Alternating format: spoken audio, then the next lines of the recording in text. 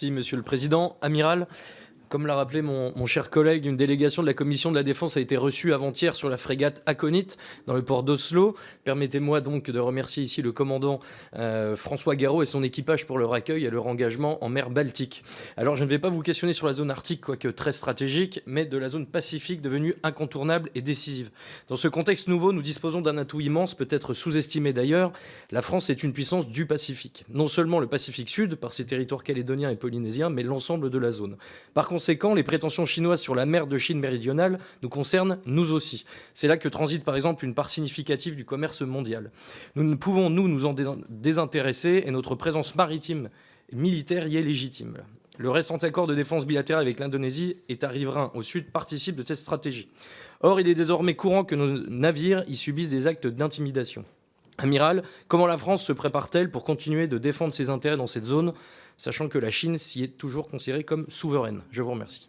Merci, mes chers collègues. Amiral, la parole est à vous. Alors, je vais commencer par le Pacifique. Du coup, sur la France a renforcé sa présence dans le Pacifique, que ce soit de la marine au travers de nos déploiements. Nous étions habitués ces dernières années à des déploiements de bateaux légers, entre guillemets, frégates de surveillance. Et maintenant, quasiment chaque année, on essaye d'envoyer un bateau de premier rang de niveau frégate destroyer dans les grands exercices pour affirmer nos intérêts. Et le déploiement Clémenceau a été un grand moment de déploiement qui a permis à l'ensemble des partenaires que l'on a rencontrés, je vous parlais tout à l'heure des détroits indonésiens, on a fait un grand exercice qui s'appelait la Pérouse qui a réuni 9 pays locaux. Ils ont accepté qu'on mette le porte-avions à quai. Les Américains n'ont jamais réussi à avoir un porte-avions à quai à Lombok.